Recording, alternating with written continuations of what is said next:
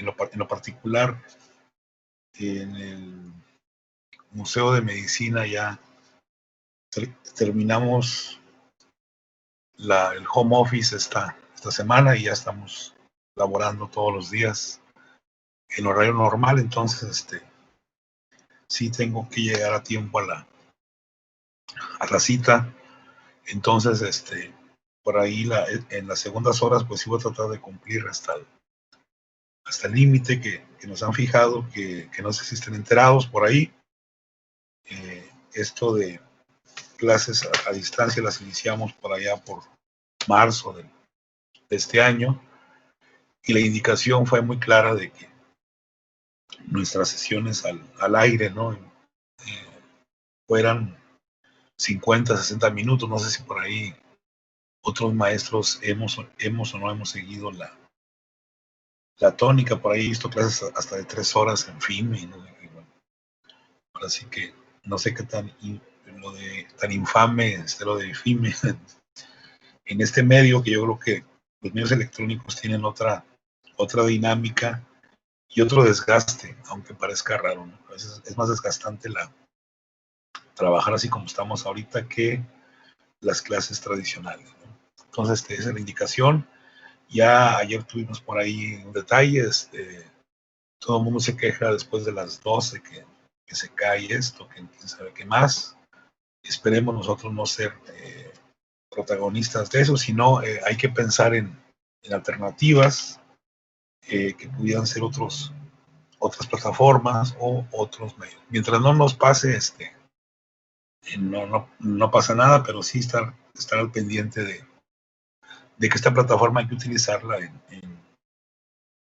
una manera muy, muy racional, ¿no? Entonces, para no perder las asesorías las podemos hacer por Zoom o por algún chat por ahí que hagamos, pero sí vamos a que nos dure esto lo más que se pueda, y hay que prenderle una veladora a Bill Gates por ahí, no sé quién más, para que esto no nos falle. Bueno, estamos, la idea de la sesión de hoy es que terminemos de darle ya un buen giro al tema del padre Mier en cuanto primer historiador incluso por ahí lo dijo, no sé si un compañero por ahí de los que siempre participan, incluso hasta parecería que es la primera historiografía, ¿no? que se da sobre la independencia.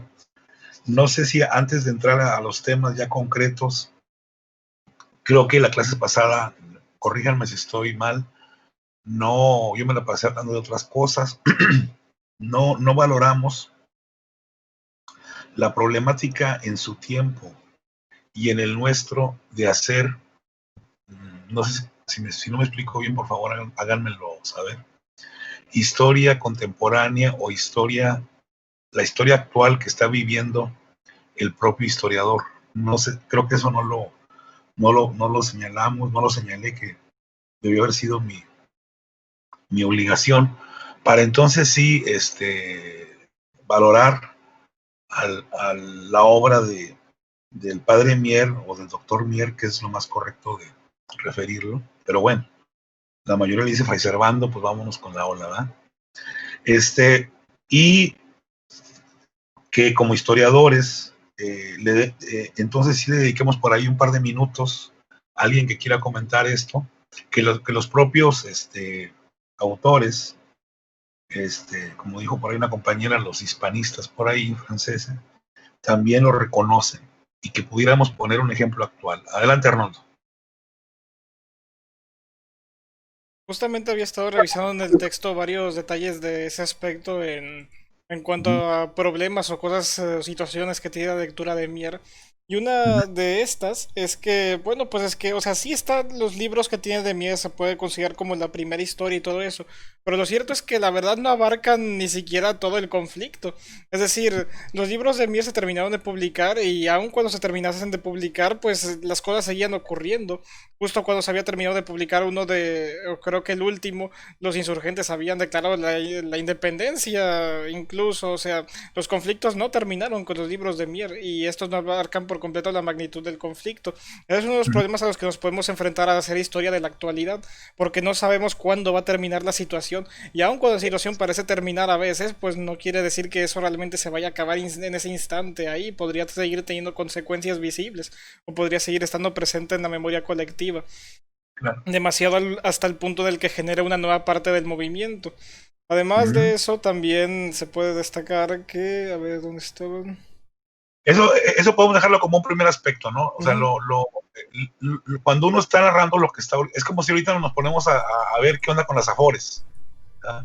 Con las Afores, que bueno, un servidor también ha contribuido, se dice que el gobierno nos las va a quitar y que quién sabe qué, y que como ya se acabó todo lo del presupuesto para los desastres, a propósito de los vales reales, este, eh, entonces si yo me pongo a escribir sobre ese tema, y resulta que no, que a lo mejor en lugar de quitarnos le pusieron más recursos, entonces ya voy a tener que cambiar mi discurso, o mi discurso ya no sirve, ¿verdad?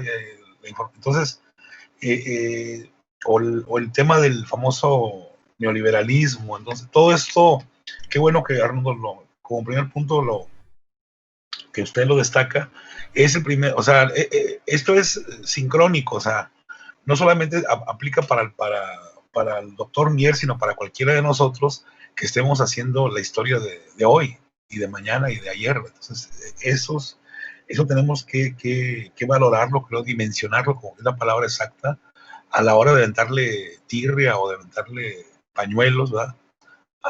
Al doctor Mier. Adelante, Arnoldo, disculpe la interrupción. Otra cosa es que incluso en una parte de la lectura se refieren a Mier como propagandista, y esto debido a que en sus libros incluso a propósito omite ciertos hechos o no habla específicamente de los pormenores de situaciones, sobre todo que tienen que ver con el ejército insurgente, que es al que apoya obviamente. Y es como que, pues es cierto, cuando la historia es tan inmediata, digamos que la objetividad es más complicada. Bueno, que esto es toda una discusión por su propia cuenta, ¿no? Si realmente el historiador tiene que ser objetivo o crítico. Pero en caso de que quieras ser crítico, está muy difícil que quieras hacer la historia de la actualidad, porque como es algo que te está afectando directamente y algo que estás viviendo, está la verdad muy difícil que digas, no, yo sí soy completamente imparcial a este conflicto. No, no puedes, porque estás directamente metido en él. Y más actualmente. Hoy, si uno quiere hacer historia de cualquier cosa que está ocurriendo hoy en día, pues lo vamos a hacer bajo un filtro ideológico muy fuerte porque es algo que nos afecta en nuestras inmediaciones. Aquí al lado tenemos a Donald Trump, así que si queremos hablar de él, pues no nos es difícil de lo de que, bueno, Trump desde un punto de vista imparcial, pues no, está medio difícil, va a ser más como con un punto de vista mexicano en el que, pues no sé, ¿qué quiere Trump? O sea, ¿qué quieres? O sea, es complicado. Oiga, y se supone que va a ganar, ¿verdad? Todo apunta a que va a refrendar Imagínense que no, y nosotros ya escribimos de que no, sí, yo creo que sí va a ganar, porque Sí, eh, eso es justamente lo del primer punto. Es como que, ¿qué tal si realmente no gana? Y es como que ya estaba uno diciendo, todo apuntaba a que fuera a ser así, pero no ocurrió. Y es como que, pues sí, es que ver el pasado está fácil, pero ver el futuro no te basta con saber el pasado para ver el futuro. todos podemos ser profetas del pasado. El problema es que el profeta es para el futuro, ¿verdad? No, no, no. Es muy padre, y ya ve que no es fácil tampoco, ¿verdad? El padre Mier, ahí, él siempre creo que lo que más se repite en sus textos es un tipo desesperado, ¿no? Con Carlos María de Bustamante, con su paisano que luego se van a agarrar del chongo en el Congreso, Ramos Arizpe, ¿no? Para que le manden periódicos, para que le manden las gacetas, e incluso todos sus borradores, pues son las famosas cartas, ¿no? Cartas de un americano. Entonces creo que ahí, muy bien, es bien difícil, no para, hoy en día nosotros podemos escribir esto que va a ganar Trump, pero luego le podemos borrar, porque la tecnología ahora se presta a que le borremos, pero en caso de Fray Servando, pues lo mandaba a la prensa, ¿no? Por ahí necesita un caso de que ya iba a glorificar a Bolívar, como que eso lo habían echado, y resulta que Bolívar ganó en algunas batallas, y pues había que cambiar, como se dice en el lenguaje periodístico, para rotativas, ¿no? Y vamos a cambiar el argumento, porque no era así como habíamos pensado. Entonces, qué bueno que señalan esto, o sea, esta enseñanza que usted está diciendo, Arnoldo, aplica para nosotros, o sea, ponte a hacer historia contemporánea, Esos son uno de los problemas. Ya olvidémonos si es objetividad, si es verdad, si es cientificidad, eso no, en lo particular no me interesa discutirlo ahorita. El otro punto, antes de darle la palabra a Emerson, es de que por eso muchos historiadores olímpicamente resolvieron eso. Por ejemplo, uno que vamos a ver, el doctor, que de hecho viene citado ahí, ¿no? José Eleuterio González, que también ahí leí una pasadita la biografía del padre de Mier y sale como que si fuera de él, ¿verdad? Pero bueno, es un error del impresor supuestamente, ¿no? El doctor no tuvo la culpa. Él dice, bueno, nosotros la historia vamos a contarla. Él por ejemplo, cuenta la historia de México y de Nuevo León, sobre todo de Nuevo León, y él llega hasta los años 20 del 19, cuando él está escribiendo allá por los años 60, 70, o sea, después la época del juarismo, ¿no? La etapa posterior a Santiago Vidaurri, del cual creo que era muy cuate.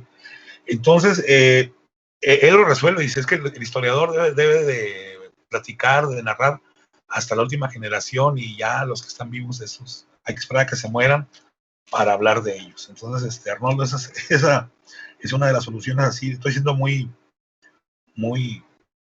simplista, ¿no? De cómo otros historiadores, sobre todo los que tienen influencia positivista, neopositivista, resolvieron esto que usted mencionó.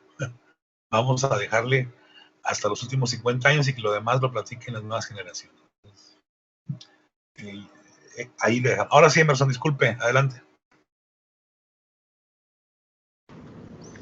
Sí, pues yo tenía como la duda o la incertidumbre de no saber hasta qué punto podemos distinguir lo que estamos comentando, que es la historia reciente o la historia presente, con el cronismo, con el labor de un cronista, porque, bueno, al menos en el caso de la obra de Fray Servando, no podemos decir que él estaba desarrollando sucesos que hubiesen estado llevándose a cabo en ese mismo momento, sino que eran de algunos años atrás, pero pues, eran años muy recientes, ¿no? Entonces, en parte él creo que, bueno, ahí la distinción es que él se basó en otros autores, se basó en otras fuentes para desarrollar sus ideas. Entonces, pero no sé hasta qué punto podamos como distinguir ambas labores. Digo, aquí por ejemplo tenemos compañeros cronistas, ¿no? Como Liberato, que anda por ahí.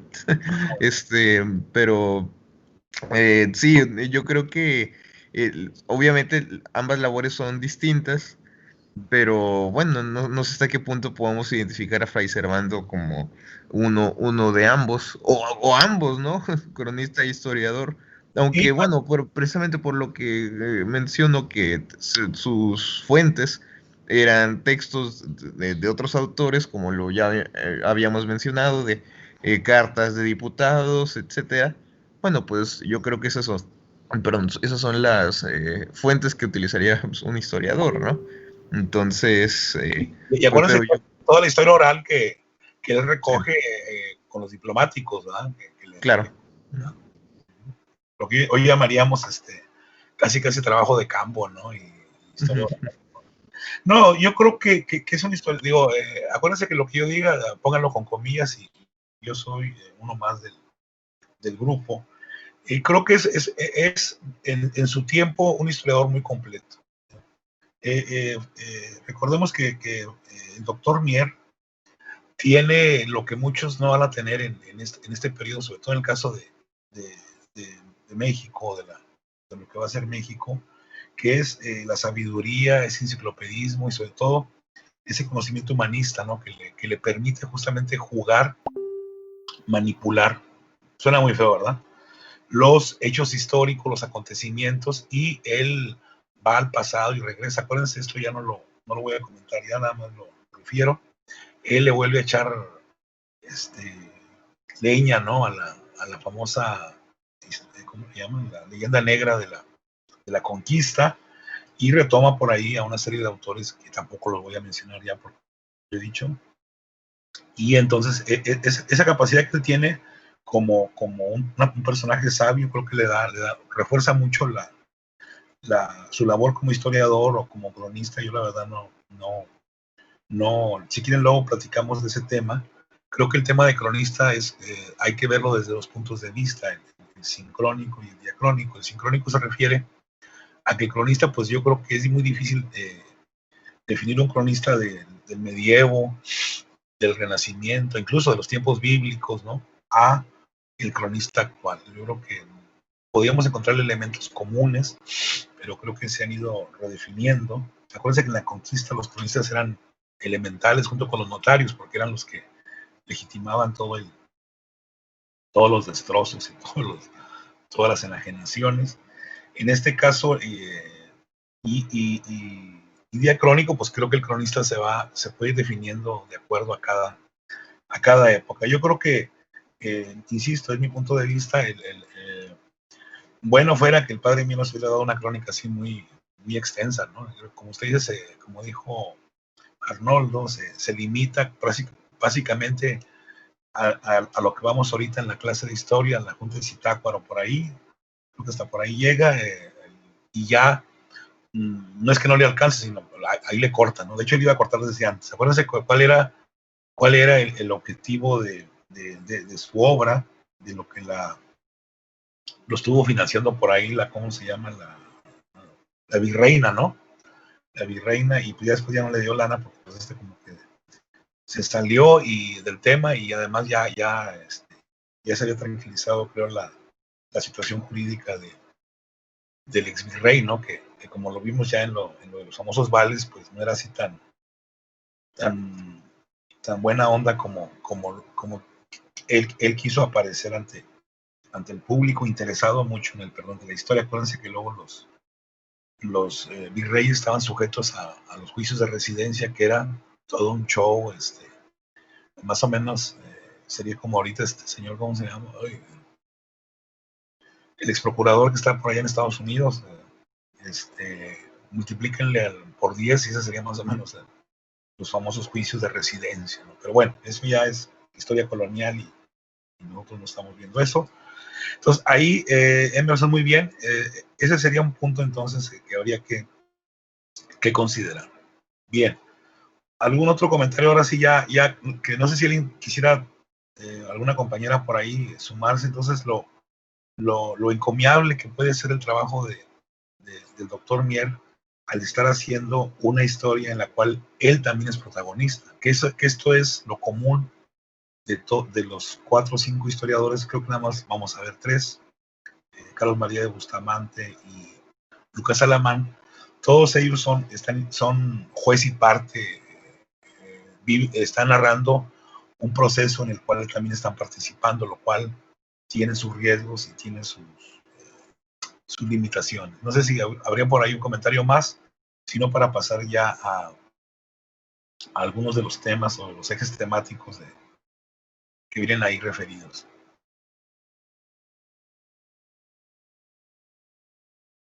Bueno, el otro punto que me parece que por ahí se menciona, acuérdense que la obra surge entonces desde el punto de vista del financiamiento, pues es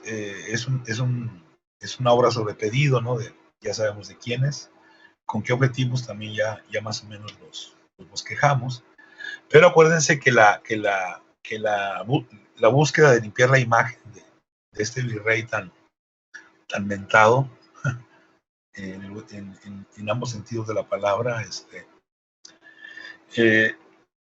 quería limpiar no solamente su imagen, ¿verdad?, sino también la imagen de ese golpe de Estado que ustedes también ya leyeron, que se explicara mejor los sucesos, ¿verdad? Quiere decir que había por ahí entonces informantes, ¿verdad?, o medios de difusión que habían echado tirria a este personaje y a otros más sobre la actitud asumida cuando se enteran de que ya no está Fernando VII. Entonces ahí acuérdense que la obra en buena parte vamos a ver el programa. La obra en buena parte es para contradecir para echar por tierra o para debatir un medio que es vital creo que en todo el siglo XIX, y que es el periodismo, las famosas gacetas, los famosos periódicos. Entonces acuérdense que por ahí, ya lo había comentado la primera compañera que expuso los temas, se habla de un personaje que creo que no se llamaba así, pero así aparece por ahí, Juan López Cancelada, ¿no? Entonces ahí, cuando tengan chance, esto no lo vamos a ver aquí en exposición. Déjenme a ver si me puedo conectar. Échenle un ojo por ahí a este artículo de una historiadora también muy, muy famosa, Verónica Zárate. En las publicaciones de Lina, ahí viene un trabajo, ¿no?, que nos dice quién es este hombre. Importantísimo la labor periodística que él realiza, ¿no?, prácticamente la Gaceta de México, ¿no?, que es uno de los principales órganos de difusión. Entonces, échenle un ojo para que vean más o menos quién fue él, ¿no?, y cómo todo lo que él plantea, las exageraciones, lo sangriento. Él también está por el cambio, pero muy, muy a su manera. Recuerden que el mismo el doctor Mier debate con sus cuates, ¿no? Blanco o White se la pasan ahí discutiendo, y esto que lo mantiene, lo tiene ahí acomodado, y le da de comer y lo cuida, que es que se podía esperar entonces Cancelada, ¿no? Que acuérdense que originalmente el título de la obra, él iba a aparecer en el subtítulo. Esos títulos larguísimos que todavía los historiadores seguimos utilizando en el 2021, ¿verdad? Títulos larguísimos como para que nadie nos lea, o a nadie se le quede grabado nuestro título. Quién sabe por qué tenemos todavía esa tradición. Pero bueno, en el título original iba a aparecer el nombre de Juan López Cancelada. Entonces, échenle por ahí un ojo clínico, así rapidísimo. No va a ser material de examen, nada más para que sepan por qué era tan furibundo, tan displicente, tan acelerado, tan atrabancado el doctor Mier en contra de este personaje que luego los que van a hablar ahí por ahí de Villaurrutia a lo mejor lo van a referir. Porque acuérdense que todos son un grupito, o sea, todos se conocen, todos por ahí se toman la copa de vino, y fueron compañeros de clase muchos de ellos. Así que no estamos hablando de personajes que estuvieron separados toda la vida, sino que algunas veces se juntaban. Entonces, échenle un ojo a ese. Ya está el PDF también en la carpeta, por si quieren revisarlo. Y entonces, échenle por ahí un ojo para ver quién es ese famoso Cancelado. ¿Iba a decir algo, Emerson? No, ya todo lo que quería comentar en ese aspecto. Muy bien, entonces ya quedó lo de la dificultad de hacer historia de nuestro tiempo, o lo que podríamos llamar técnicamente hacer historia contemporánea en el sentido estricto de la palabra, no en el sentido de lo que es la etapa histórica, que es otro rollo, ¿no? Muy bien. Bueno, entonces, ahora sí está abierto alguien que quiera comentar sobre las partes, ¿no? Los hispanistas nos hablan ahí de que la obra se pudiera definir se pudiera analizar así como si fuera anatomía, ¿no? Hacer los cortes, la taxonomía más o menos en 3 partes, no sé si por ahí leyeron eso. La primera parte creo que ya se comentó, tiene que ver con esta reconstrucción que él hace del criollismo, y cómo los criollos, al igual que los grupos indígenas, al igual que los esclavos incluso, también son ciudadanos, también son americanos, también son españoles, y que no se les da el trato que merecen, y además se hace toda una descripción de las injusticias, el salvajismo con que fueron tratados. Y luego hay otras partes que básicamente creo que lo que interesa es la segunda parte, que es la que refiere a los procesos de Hidalgo para acá, hasta más o menos el 12.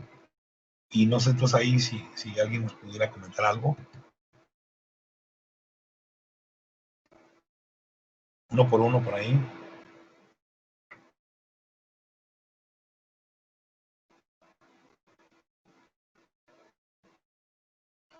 habla de Hidalgo, quizá qué se le quiere agregar por ahí, que también dicen los autores,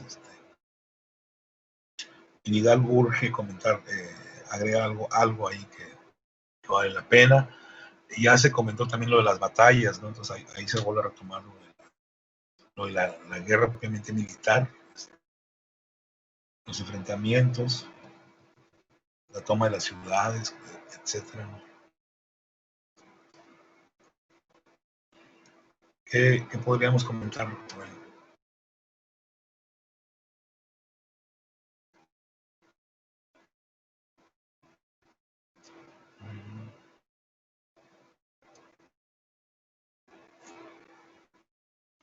No hay comentarios por ahí que no sean los compañeros que ya participaron.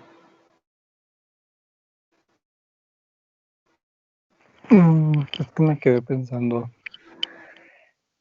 Algo que también ilustran mucho sobre Padre Mier es esa capacidad de, bueno, sobre las personas de la independencia. Sí. Es que Padre Mier también tiene sus errores respecto a la independencia y sobre los personajes de la independencia. Porque pues tiene otros datos, pues, y tanto no es porque él no quisiera, sino que simplemente pues se encuentra exiliado. También sí. Se ayuda a comprender un poco el contexto de Padre Mier, que si bien la obra sí está hecha con una tendencia, pues, tampoco es como que él haya querido que al 100% que salga en esa tendencia. Padre Mier al final depende y siempre dependerá de las fuentes de primera mano que le dan o los informantes, porque pues él al final de cuentas, si bien está escribiendo historia de un lugar donde estuvo, obviamente ya no está ahí, o sea, está escribiendo sobre otro lugar que no puede ir a verificar la información. Por eso mismo él pues vuelve más bien, por eso mismo él manda o impulsa a Mina, al joven Mina, y ya después, años mucho más tarde, ya va él, y él pues no escribe de esa época, escribe el tiempo que se lo encargan y que él pudo por lo menos ver y entender lo que estaba pasando. Sí, pues estamos hablando de 5 años después casi, ¿no? Esto de Mina, que ya es otro padre, Padre Mier, ya es otro Fray Servando, ya está ahí muy metido lo de la revolución. Aquí, acuérdense que esto es el Padre Mier que está sufriendo una metamorfosis, vamos a llamarlo así, ¿no? En términos de ideológicos y políticos, justamente por su contacto con todos los revolucionarios o con los padres intelectuales de los revolucionarios, que están tanto en Inglaterra, por los propios ingleses, como los propios hispanoamericanos que están allá exiliados. No sé si por ahí también es importante que reforcemos esto, cómo no solamente Fray Servando, sino que una gran cantidad de diputados, ¿cómo se llama?, de ideólogos, vamos a llamarlo así, de las independencias, porque aquí hablamos de toda América, ¿no? Los que están allí no son exiliados o refugiados mexicanos, ¿no? Sino que son de varios países. Sí conviene que nos pongamos de acuerdo, que entendamos esto. Todos ellos quieren y no sé si alguien lo pueda comentar por ahí, la intermediación de Inglaterra, ¿verdad? O sea, algo así como que les echara la mano, ¿no? Vean esto, porque luego en los debates se va a exigir soberanía y se va a exigir independencia y se va a exigir una serie de una virginidad así muy soberana, y aquí pues quién sabe, ¿no? Uno pensaría como que afortunadamente los ingleses tener muy claro que había que respetar intereses de su vecino mortal, que era Francia, más que España, ¿no? Y además ya estaba la experiencia de las 13 colonias, entonces yo creo que Inglaterra ya le pensaría 2 veces para aventarse una confrontación que además luego va a tener una nueva guerra con Norteamérica, más o menos por estos años, una guerra muy costosa. que significó precisamente ya la independencia total de nuestro país del norte. Y de eso sí, no sé si sean elementos positivos o que presuman al padre Mier, sino que a lo mejor pudieran ser, alguien lo vería como que estaban atentando contra la soberanía, no sé. Que esto es dicen los autores, prácticamente el objetivo, no sé si alguien lo quiera comentar por ahí, de la última parte, ¿no? O sea, cautivar, influir, llamar la atención del gobierno inglés, ¿no? Para que interviniera, mediara, no sé cómo llamarle, o sea, tomara cartas en el asunto y no los dejara solos, ¿verdad? Algo que sí va a tomar muy en cuenta más adelante con la doctrina Monroe y hasta nuestros días, Estados Unidos. Para Estados Unidos, acuérdense que todo lo que pasa en buena parte del mundo, ellos lo llaman problemas internos, ¿verdad? No son problemas externos. Entonces, acá todavía el capitalismo no llega a ese nivel de diplomacia, pero sí que nos quede claro que el objetivo de la obra, parte de su objetivo era influir, vamos a ser muy más estrictos, coquetear, ¿verdad? Con las autoridades, con los liberales, con los ingleses, para que nos dieran una manita en este problema de buscar la autonomía. No sé si a lo mejor lo expliqué mal o no, o si ustedes pudieran reiterarlo de otra manera. Por ahí había, no sé si Arnoldo por ahí había comentado que había pedido la mano. Adelante, Arnoldo. Sí, en una parte de la lectura, si no me equivoco, mencionaban que Mier atribuía, digamos, el inicio de la independencia al miedo que había que fueran a convertirse la gente, por así decirlo, en instrumentos de los franceses, no tanto a otros elementos que luego se mencionan, o al menos eso es lo que mencionaba la lectura que decía Mier. Y sobre todo, qué bueno que tocó el tema, o sea, recordemos que, y eso lo dice el personaje que lo expulsa de México por lo del sermón de la Guadalupana, ahora sí el fraile, porque el fray Servando, cuando lo expulsan, se presumía que era un gran lector y un fan, ¿verdad?, de la Revolución Francesa. Ojo, él no es fan de Napoleón ni de todos los atracos que trajo consigo la Revolución Francesa. Podríamos decir que él es un decepcionado, pues, de en qué fue terminar la Revolución Francesa, pero él sí originalmente tenía fama de que era un seguidor, perdónenme, un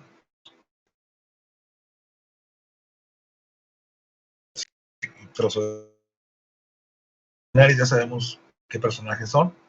Entonces, qué bueno que, nada más, qué bueno que señala eso, Arnoldo, o sea, él está, la fobia de todos ellos, incluyendo Hidalgo y todos los demás, son sobre todo los franceses del siglo XIX, ¿no? No sé si estamos de acuerdo en eso. No la Revolución Francesa, ¿no? Sí, es bastante importante eso porque, bueno, la mayoría de ideales, digamos así, revolucionarios y sobre todo de esta época van a venir afiliados hasta cierto punto a la Revolución Francesa porque fue un movimiento muy importante. Sin embargo, el que luego de eso venga Napoleón, pues ya como que los franceses pasan de ser, o sea, los franceses actuales ya dejan de ser como una inspiración y se vuelven más una amenaza y queda la visión, digamos, idealizada de los franceses de antes. Sí, fíjese un poco, digo, volviendo a las apariencias, como la Revolución Rusa, ¿no? Que hasta los años 30, pues todo el mundo volteaba, los que se decepcionaban del tío Sam, ¿no? Volteaban a ver el oso allá, pues, pero ya cuando ven toda la burocracia política que va a colapsarse después ya con los años 80 de la Unión de Repúblicas Socialistas Soviéticas, yo digo, no sé si estoy de acuerdo, yo hago ese parecido. Ya muchos, incluso comunistas, socialistas, marxistas, se decepcionan y no están en contra del socialismo, están en contra de adoptar un régimen burocrático, ¿no? De un solo partido y de un solo grupo, yo creo que se presta el ejemplo, no sé si estén de acuerdo, o si usted de acuerdo, con esto de los franceses. Por ahí, adelante Brenda, nos quería contar algo. Si quiere comentarnos algo, Brenda, adelante.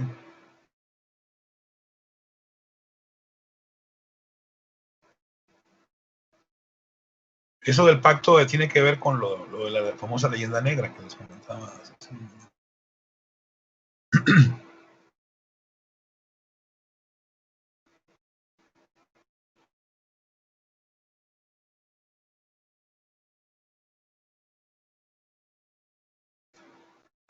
Bueno, por ahí, no sé si iba a comentar algo Brenda y también, bueno, ok, ahí no la debe. También nada más que alguien por ahí nos ayude con esto de la que ya habíamos comentado, lo que era escribir esta historia en Inglaterra. Acuérdense que él está en Inglaterra, pero echa por ahí un par de viajes, pero está estable, se mantiene muy estable en esta tierra. Esto de la solicitud de apoyo a partir de texto, ¿no? Entonces, parecería que la obra tiene entonces varios perfiles, un poco servir para limpiar la imagen de alguien que nunca se había podido limpiar, Torigaray. El otro, ser una especie como de, ¿cómo le podríamos llamar? Una correspondencia intensa y que se va a dar mucho después en el siglo XIX, sobre todo con los marxistas, ¿no? Un debate por escrito con este señor que les acabo de mencionar y que les puse por ahí la ficha y el texto cancelada, y también esto que sería el punto número 3, provocar o incitar al gobierno inglés para que participara o para que tomara partida en este conflicto que tenía que ver con la democracia de entonces, con el liberalismo de entonces, con las instituciones modernas de entonces, y de las cuales Inglaterra es un ejemplo. Acuérdense que el padre Miel, cuando se va de por acá, él piensa que lo mejor es una monarquía constitucional. Cuando regresa, nada más piensa en lo constitucional sin monarquía. Entonces, nada más como un punto, como le podemos llamar, punto, y quisiera hacer un apunte a pie de página. Acuérdense que la gente, los pensadores, para quitarse broncas, siempre decían que ellos querían un gobierno autónomo y que lo gobernara la parte ejecutiva Fernando VII o algún rey español. Esto era así como que de dientes para afuera, no sé si me expliques, era un poco para no crear, no ser un repelente y ser mal visto, como que en el fondo nadie aplaudía esa idea, pero lo decían un poco para no, ¿cómo les podría llamar? Para que no fuera un repelente, ¿verdad? Y que permitiera mayor cohesión, mayor cooperación, no sé si se entienda, para que no nos vayamos con la finta y pensemos que todo el mundo quería un gobierno autónomo y que fuera gobernado por Fernando VII. Vamos a ver más adelante, cuando vemos por ahí los Guadalupes y veamos ahí las alianzas que tuvo Iturbide, cómo él mismo avienta por la borda esta idea, y pues la gente que pensaba así ya se va a calmar tantito, por lo menos hasta la época de Maximiliano, ¿no? Pero bueno, nada más sí hacer ese comentario para no irnos todos con la ilusión o con la idea de que todo el mundo que quería el cambio estaba pensando en una monarquía, pero de alguna otra manera esa era la moda, ¿no? Esa era chequen por ahí, los países europeos más avanzados, todos tenían una monarquía constitucional, una monarquía parlamentaria, o sea, un liberalismo light, ¿verdad? Un liberalismo donde prevalecía las cortes reales, pero también los congresos, los parlamentos o los diputados, junto con senadores en ocasiones, ¿no? Caso más dramático, pues es Norteamérica, donde ya la sangre azul no cuenta para nada, ¿no? Por eso es, como dijo ahorita Arnoldo, ya las miradas se van para otros hemisferios, ¿no? Aún así el padre Mier también le tiene tirria a Estados Unidos, y eso lo vamos a ver ya cuando comentemos los debates en el Congreso de 1821-22, por ahí, que va a dar como consecuencia la Constitución del 24, cuando ya creo que ya no tenemos a este personaje tan presente. Muy bien, ¿algún comentario? Ya estamos avanzándole.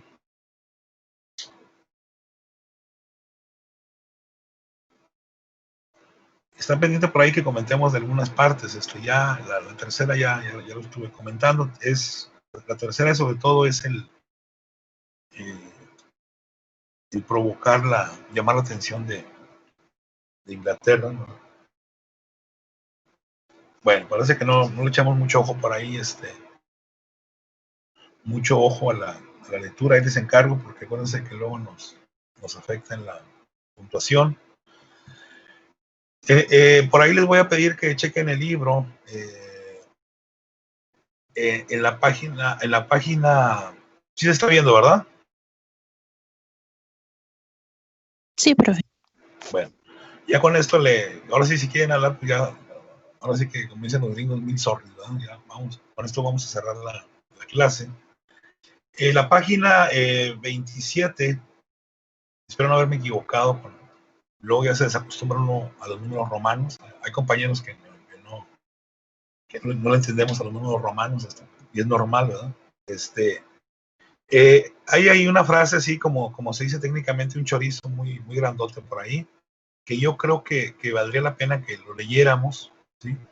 Donde nos dice que son 3, 4, 5, 6, 7, 8, 9, 10, 11, en menos de 15 líneas, en un párrafo grande, más o menos algo que nos deberíamos de quedar, ¿verdad?, con la obra de estos hispanistas, que yo creo que sí tienen por ahí puntos que habría que considerar, pero bueno, no estamos todavía a ese nivel para estar ahí checándolos, pero sí quedarnos más o menos con esto. No sé si lo están leyendo, ¿qué es conclusiones con las que nos pudiéramos quedar?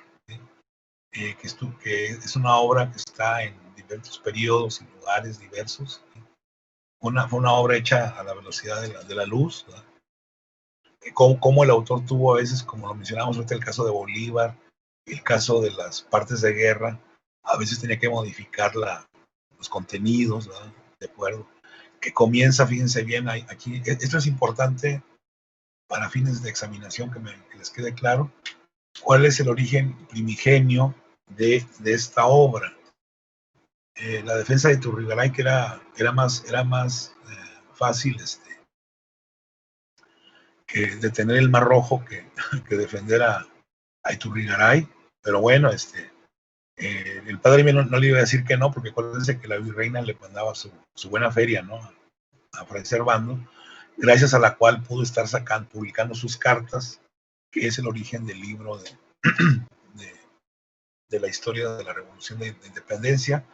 Y la refutación a cancelada, ahí no lo vamos a ver en clase, nada más les encargo que le echen un ojo, que ese sería entonces la parte primigenia, la parte el antecedente, ¿no?, de la obra que estamos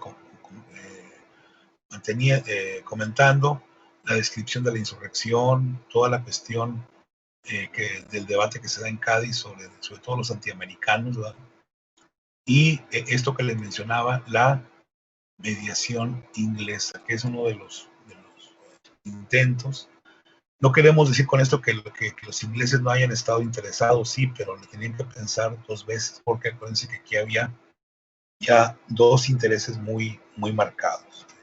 El histórico, que era el de los, ¿cómo se llama?, el de los españoles, y el actual, que era el de los franceses. Entonces, meter la cuchara tenía bastante efecto para un país que apenas estaba reponiendo de su bronca contra su hijo menor, ¿verdad?, que es Norteamérica, y además las pugnas que siempre hay acuérdense que hablábamos de la guerra de los 100 años y no sé qué tanto más, conflictos bastante prolongados. Siempre un problema, dicen los autores, era la parte económica, sobre todo cuando la virreina ya no le deposita a su cuenta, ¿verdad? Ya no le depositan en la tarjeta de crédito, en de débito, pues ya hay problemas y el autor tiene que ingeniárselas por ahí, recurrir a los apoyos. Y aquí sí, en esto de los apoyos, no sé quién fue, no sé si Emerson Arnoldo, por ahí lo comentaron en otro momento. Aquí es bien importante la cuestión de las logias masónicas. Me parece que las logias ya se habían multiplicado 100 años antes, sobre todo en estos países, ¿verdad? Son los masones, que son diversos cultos. Por acá van a hacer mucho estrago en México, y más adelante, 20 años después, sobre todo, perdón, 10 años después, pero son un sector que va a arropar, que va a apoyar mucho al padre Mier, y creo que eso fue vital, ¿no? Para que este hombre siguiera escribiendo. Acuérdense que a veces él detiene durante muchos meses él detiene su escritura, su investigación, pues porque no tiene recursos y porque anda en otras ondas, ¿no? Dice por ahí el autor, estuvo marcada por la evolución ideológica y la marcha de los acontecimientos, lo que ya comentó ahorita al principio Arnoldo, ¿no? Cómo a veces los hechos superan lo que está escribiendo el pobre fraile dominico, ¿eh? Estuvo condicionada por eso. ¿Qué más podemos decir? Hay diversos tonos, como también lo comentaron. Hay una moderación en una parte, ¿sí? Y en otra hay una exaltación. Vemos esos dos enfoques, ¿no? Esas dos acentuaciones, ¿sí? que dan los autores, ¿no? Y cómo hay una autocrítica. Acuérdense que por ahí ya lo comentaron en la sesión pasada. Él mismo reconoce que le falta información, reconoce que es impreciso, que no tiene las fuentes, pero eso no quita el dedo de que él se eche su rollito, ¿verdad? Se echa su perorata, su comentario, y bueno, luego queda ahí como dice por ahí, en desorden o con pocas explicaciones. No es, un poco comentando lo que había planteado Emerson, propiamente una crónica, ¿verdad? Bueno, fuera que nos hubiera dejado una crónica así, como sí lo va a hacer un poco Carlos María de Bustamante, más lujoso en el dato, en el detalle, pero ojo, Bustamante estaba acá, y además Bustamante siempre anduvo, siempre lideró todas las grillas, ¿no? Presidió el Congreso, y fue el encargado por ahí del archivo parlamentario primero que tuvimos, ¿no? Entonces, tenía otra. De hecho, acuérdense que él mismo es informante del padre Mier. Bueno, no sé si todo el mundo leímos esto, por favor, ahí se lo dejo, porque creo que es una muy buena cita, que yo creo que da pie con todo lo que estuvimos platicando, ¿sí? Van a quedar por ahí en el tintero algunas cosas que no comentamos. Ya no habría tiempo de seguir echándole más leña preservando. Vamos a seguir con Carlos María de Bustamante. Ya lo comentamos la próxima sesión, y asignamos por ahí los materiales que vamos a seguir trabajando. Mientras, echenle un ojo al trabajo de Cancelada. Es un tema que vale la pena. Lo de Cancelada es importante, sobre todo por lo del año por ahí, por lo de los periódicos, ¿sí? El PDF lo tienen en la carpeta. Bueno, ya entonces estamos por llegar nos quedan por ahí unos 4 o 5 minutos. Así es, Brenda. Él se llega a desesperar, ¿no? Él mismo lo comenta. Acuérdense que como dice el dicho, si no hay fuego, no hay energía, ¿verdad? Entonces, si no hay recursos, es el energético. Entonces, es muy cierto lo que señala Brenda por ahí. Y estuvo a punto de De hecho, no estuvo a punto, los dejó ya en el olvido ese trabajo, pero él luego lo recupera, pasan cosas por ahí que lo motivan a seguir trabajando por ahí. Recuerden que él también era impresor, era editor, en otros países se dedica a hacer traducciones, conocía el hebreo, por ejemplo, ¿no? Eso le dio mucho dinero no mucho, sino le permitió trabajar la cuestión de la Biblia y los textos por ahí, vamos a llamarlo así, hebreos o judíos, porque no es lo más apropiado, para mantenerse vivo, aunque también acuérdense que en Francia no se la pasa tan mal y acá creo que tampoco.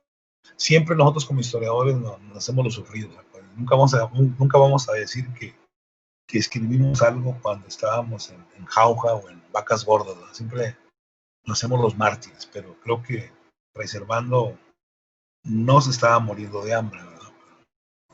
Quizás el caso más patético como escritores famosos, pues el caso de Marx sí, él sí estaba muriendo cuando estaba escribiendo, pero lo mantenía por ahí su amigo Engels. Siempre hay escritores que son tan valiosos que sus propios amigos los mantienen y para que no suene feo, los financian, ¿verdad?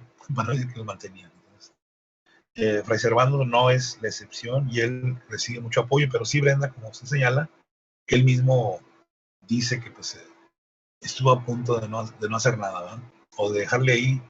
Recordemos que estas obras, en buena parte, ese era el común en el siglo XIX, los libros se formaban de correspondencia que había salido antes como artículo y que luego se compendiaba. Eso lo vamos a ver más tangiblemente en el doctor José Eleuterio González, que toda su obra primero salía en periódico, así como por pliegos, luego la gente los cortaba, los mandaba a coser, le ponía una portada, y ese era el libro. Ya luego lo comentamos. Yo la verdad no sabía esto. Me enteré de esto hace algunos años. Entonces, si ustedes no sabían, tampoco se preocupen. Los libros antes salían por pliegos y uno había que irlos a cortar y imprimir y a ponerle una portada bonita. Bueno, unos forros, como se dice.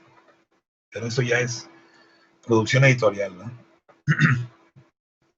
Bien, no sé si hay un último comentario por ahí. Ya estamos en el tiempo. Veo que hoy el Padre Mier no es precisamente lo que más nos cautiva, entonces no quiero que lo vayamos nos vaya, ¿cómo se llama?, a fastidiar. Entonces así vamos a dejarlo entonces y seguimos con Carlos María de Bustamante y échenle un ojo a lo de este señor que les dejé por ahí para que tengan sobre todo una idea de contra quién se estaba enfrentando el Padre Mier, pero sobre todo que valoren lo que es el periodismo insurgente o el periodismo de la época de la independencia, porque este señor no es precisamente pro Hidalgo, ¿verdad? Sino que tiene sus asegúnes. Entonces, échale un ojo por ahí y ya con eso creo que tendríamos un juicio crítico bastante robusto, bastante amplio para presumir de que pues ya podemos emitir juicios sobre el trabajo del Padre Mier, considerado entonces el primer historiógrafo de la independencia. Bueno, entonces ya ahí le corto, ya no quiero martirizarlos más. Nos vemos la próxima semana. Mañana creo que mañana no tenemos clase. Próxima semana con el tema en el caso de historiografía, por si quieren ir avanzándole por ahí. La obra que está ahí con ligas de Carlos María de Bustamante. Y creo que se llama su cuadro histórico. Él habla de cuadro, no habla de revolución. Entonces, adelante. Y nos vemos entonces la próxima semana. Que la pasen bien y por ahí me voy a estar comunicando con algunos de ustedes de las cuestiones de la efeméride. Bueno, tengan buen día y hasta pronto.